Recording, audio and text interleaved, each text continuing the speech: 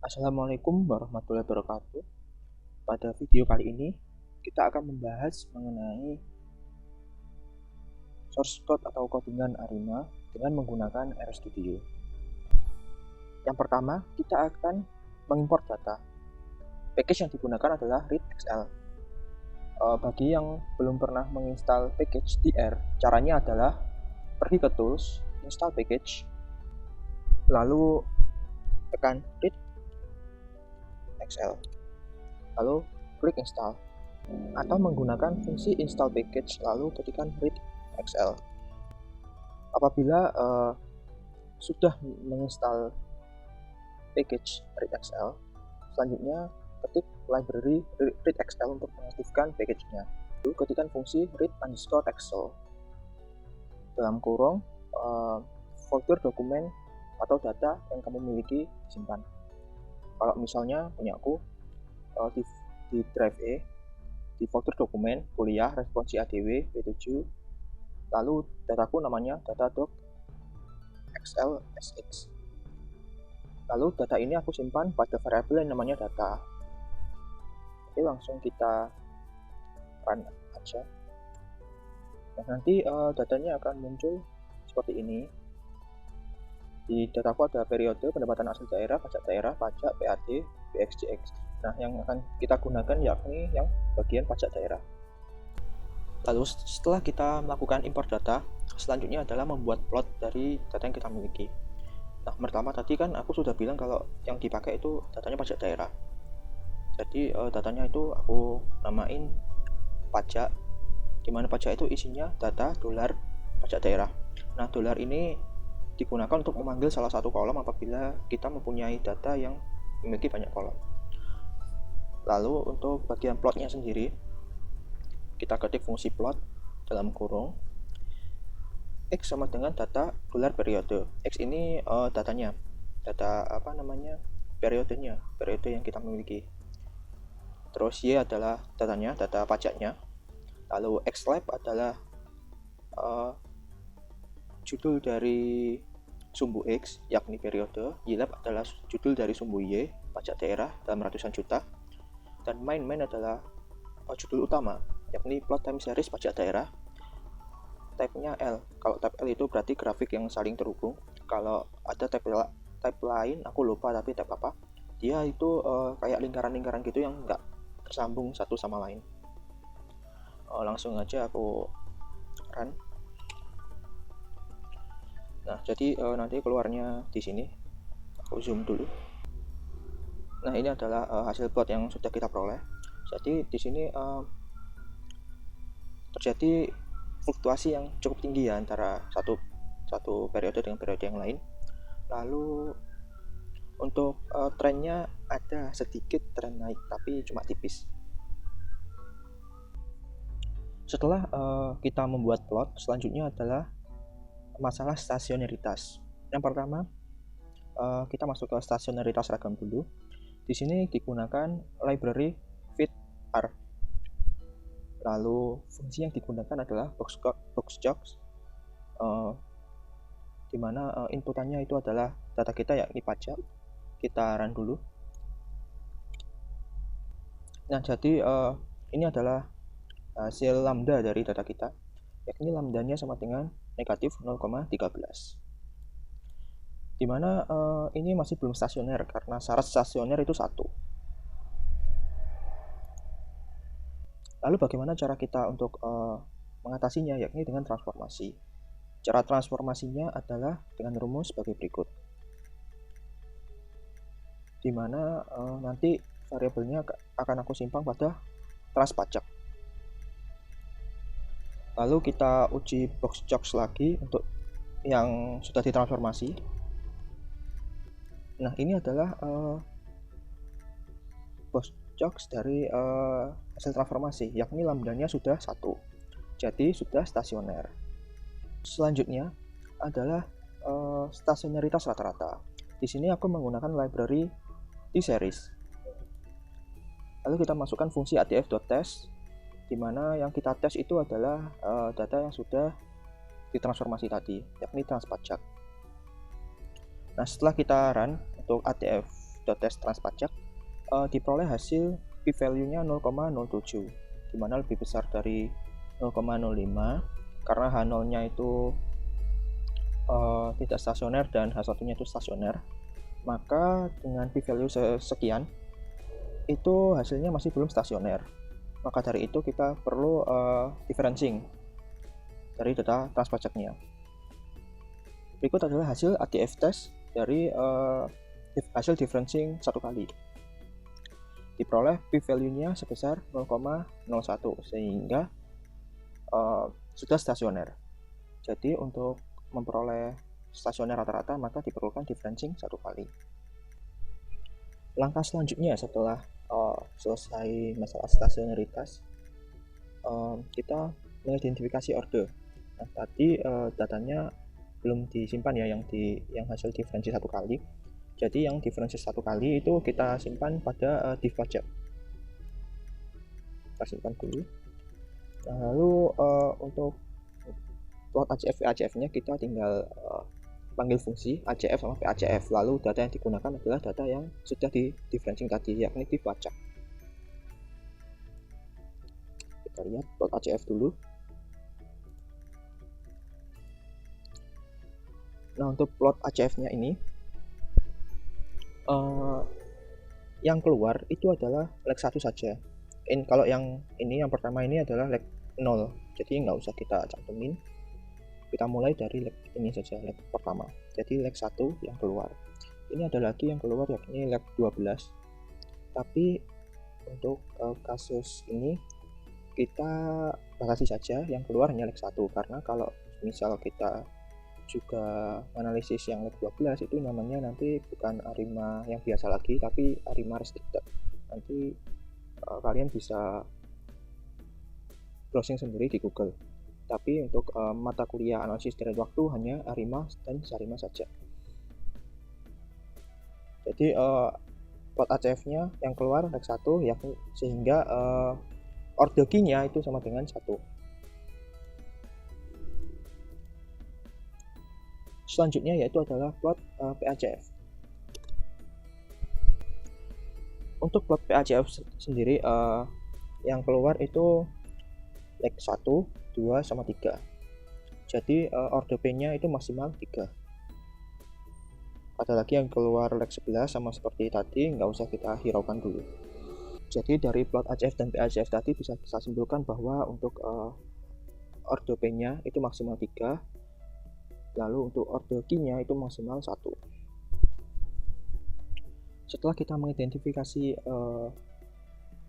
plot ACF dan PACF-nya, selanjutnya adalah pemodelan. Yang digunakan adalah library forecast sama LM-test. Kita run dulu. Lalu untuk model tentatif yang diperoleh berdasarkan P dan Q maksimal tadi, yang pertama adalah ARIMA 311, kedua ARIMA 310, ARIMA 211, ARIMA 210, ARIMA 111, ARIMA 110, ARIMA 011. Jadi ada 7. Di sini akan aku contohkan satu saja, yakni untuk ARIMA 311. Nah, ARIMA 311 ini menggunakan fungsi ARIMA untuk membuat modelnya. Lalu data yang digunakan adalah data yang all sendiri, yakni pajak. Lalu datanya itu yang belum ditransformasi sama belum distasionerkan rata-rata. Lalu untuk order ini adalah ordernya, yakni 311 PDQ urut. Di sini aku simpan model ARIMA 311 ini sebagai M1. Lalu summary M1 ini untuk menunjukkan modelnya. Kalau KF test ini untuk mengetahui signifikasinya. Kita coba run. Nah, begini outputnya. Jadi untuk yang bagian summary M1 ini hasilnya hanya seperti ini. Ada ada koefisien R1-nya itu berapa, koefisien R2-nya berapa, dan seterusnya. Di sini ada juga nilai sigma kuadratnya, ada AIC-nya, dan ada akurasinya. Akurasi itu yang ME, RMSE, MAE, MPE, MAPE, dan sebagainya. Lalu untuk bagian PF sendiri khusus untuk mengetahui tingkat signifikasinya saja. Keterangan signifikasinya bisa kalian lihat di bawah. Lalu di model ARIMA 311 ini yang signifikan hanya satu saja, yakni MA1. Maka model ini kurang baik untuk peramalannya nanti. Jadi dari tahap ini kita mencari model yang semuanya signifikan. Kita coba di model M2, model 3, model 4, dan seterusnya. Setelah kita semua model kita run, diperoleh bahwa model yang signifikan itu hanyalah model 2, model 4, model 6, dan model 7. Selanjutnya adalah tahap diagnostik residual. Digunakan library Nortest maksudnya. Lalu fungsi cek residuals ini digunakan untuk menguji autokorelasi, sedangkan untuk Lilith test ini digunakan untuk uji normalitas. Nah, normalitasnya sendiri nggak harus pakai Lilith test, bisa pakai Jacobi-Pierre juga atau uji normalitas yang lain. Oke, kita coba cek residual untuk model keempat model ini. Model 2. Model 2 ini adalah model ARIMA 310. Di sini pada gambar ini aku zoom dulu. Nah, pada gambar ini yang atas ini adalah gambar residualnya. Yang bawah ini plot ACF residualnya, dimana seperti yang kalian ketahui ACF residual itu digunakan untuk mengetahui autokorelasi. Sedangkan untuk yang bagian kanan ini adalah untuk mengetahui apakah residual itu berdistribusi normal atau tidak. Namun kalau aku pribadi, aku lebih suka untuk uji autokorelasinya menggunakan angka saja karena lebih pasti gitu. Kalau gambar menurutku agak relatif. Jadi di sini untuk yang uji autokorelasi menggunakan tes Lejeune box diperoleh p-value-nya 0,6498.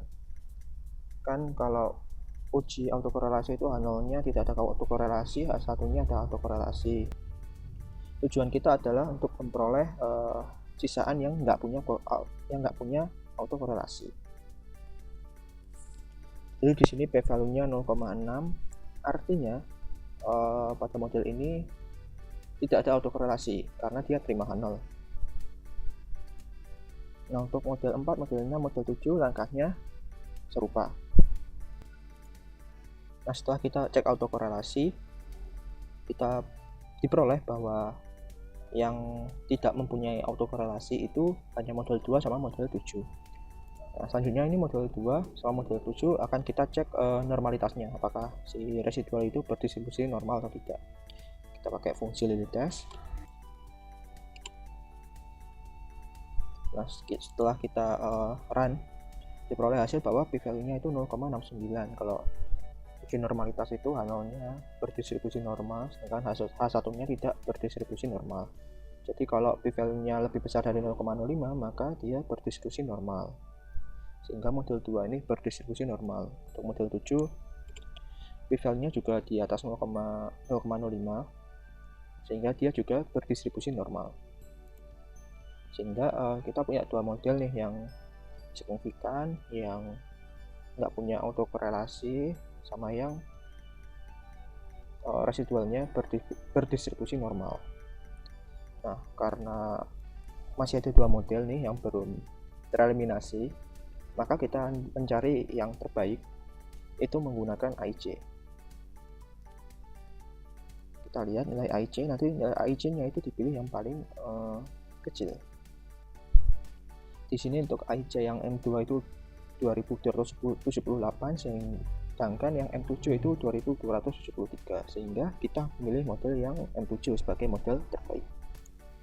Lalu langkah terakhir dari proses ARIMA ini adalah bagian peramalan. Setelah kita memperoleh model terbaik yaitu model M7, maka kita ramalkan. Di sini aku ingin meramalkan bulan ke depan seperti apa. Di sini aku memakai